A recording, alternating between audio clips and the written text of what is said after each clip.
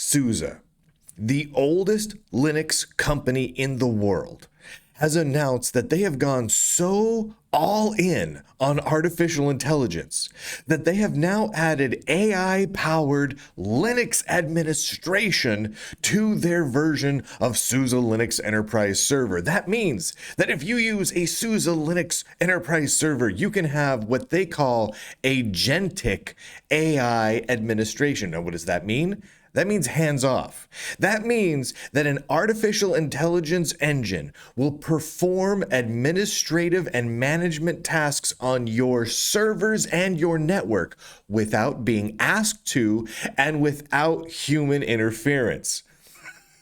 What could possibly go wrong? I cannot imagine almost any specific accomplishment that would help bring about Skynet coming online more than just turning over the keys to servers to an agentic AI administration program. That is crazy to me. That is crazy. I mean, that is Master Controller from Tron. That is Skynet coming online. That is just 17 different kinds of stupid. John Connor is very, very disappointed in SUSE today. But here's the crazy thing. Here's the nutty thing about all of this.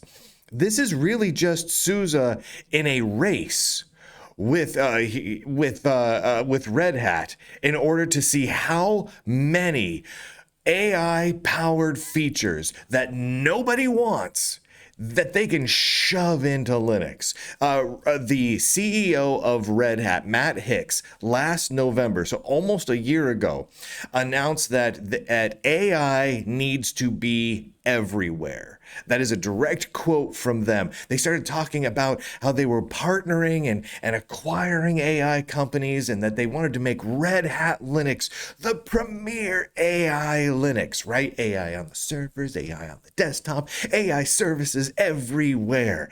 And they've really been acting on it to an extreme degree. So much so that Red Hat employees have a financial incentive to use, promote, and find new and innovative ways to shove AI features into things. There is a bonus, a quarterly bonus program at Red Hat, a subsidiary of IBM, where if you do a good job using lots of AI in your job and promoting AI and pushing AI features, you get a bigger bonus. Your bonuses are tied to AI evangelization.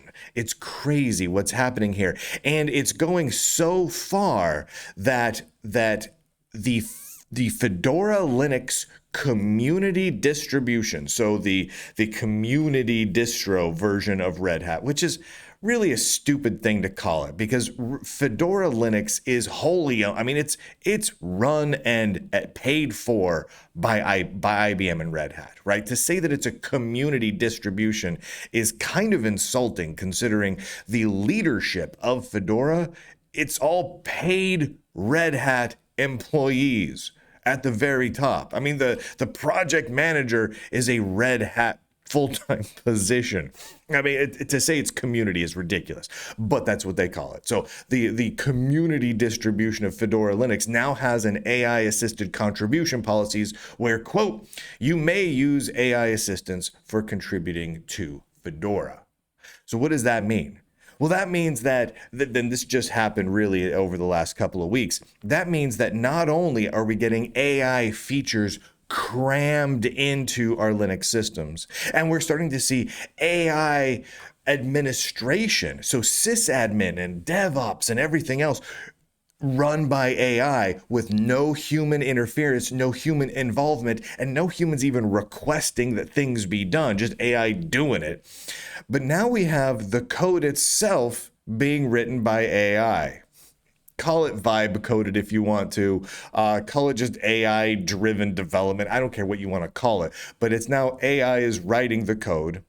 AI is administering the systems, and then all the features are getting built in with AI, both for the desktops and the servers across the board.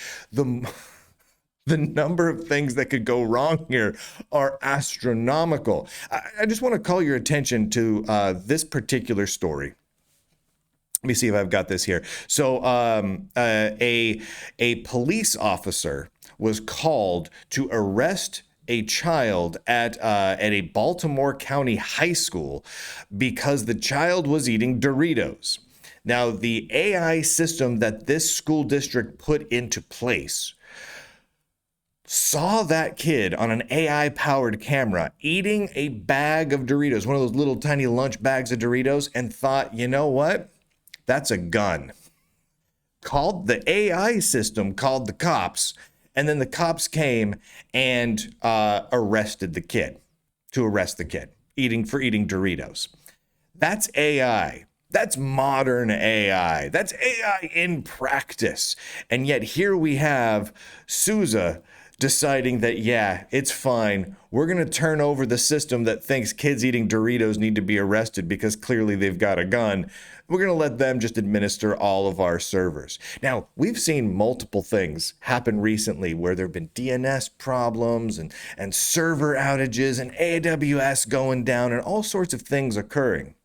What happens when we turn over ever more increasing number of keys to the kingdom for all of these things, power over all of our servers, our DNS servers, our Linux servers, etc., our hypervisors, we turn them all over to AI. What happens then? The AI systems think that bags of Doritos are very dangerous guns and kids need to be arrested for eating Doritos. They're now going to run our servers. How many times are we going to hear stories about entire networks and servers going down because the AI fritzed out and did something really stupid? All the time. Either that or malicious. It's either going to be stupid or malicious. Who knows what. But anyway, it's stupid. Way to go, SUSE. I don't know anyone. I don't know a single systems administrator. I don't know a single DevOps guy. I don't know anyone who runs a lab of Linux servers who's been sitting around thinking, gosh, you know, I love this Linux thing. I love Unix. I love my finely crafted, very carefully constructed and scripted server systems. But I'd really like to turn it over to an AI chatbot. If I could have ChatGPT run these servers, that would be the best thing possible. I've never heard someone say that. Not once. But yet SUSE and Red Hat, they're all out here going, you know what you need? I mean, it's not like they're the only ones. I mean, look at Microsoft. Microsoft's out there shoving AI functionality into MS Paint and Notepad and Word and Excel, and the start menu has an AI chat. I mean, come on. Come on. It's ridiculous. Someone needs to stand up and say no more of this nonsense because this is getting exceedingly out of control. The level of asinineness here is off the charts. Thank you to the Lunduke Journal subscribers for for making it possible to do what I do. I really couldn't do it without you. If you're seeing this before, November 3rd, or by the end of the day, November 3rd, you can grab 50% off Lunduke Journal subscriptions. We run sales every now and then. There's a lot of new subscribers coming into the Lunduke Journal over the last couple of months. This month has been nuts. The most people ever that have viewed Lunduke Journal content has been October of this year. It's been crazy, absolutely crazy. So to say thank you and welcome to all of the new people, here's a 50% off subscriptions, which gives you a whole bunch of perks, like access to the forums, MP4 downloads, a whole lot of PDF ebooks, all sorts of things. But if you go to lunduke.com and scroll down, there's a little 50% off link there. If the link is still there, the sale is still going. So go grab it, which means you can grab like a full subscription to Lunduke Journal for $3 a month. Or if you grab it for a year, that works out to $2.25 a month. Or you can grab a lifetime subscription for half off too. They're all up there. Go ahead and grab them at lunduke.com. Thank you to all the subscribers who make it possible to do the Lunduke Journal, to keep us completely big tech free so that we can actually report on whatever the truth is, unlike some other outlets. And with that, ladies and gentlemen, Boys and girls, nerds and nerdettes across the inner tubes, I do declare. End broadcast.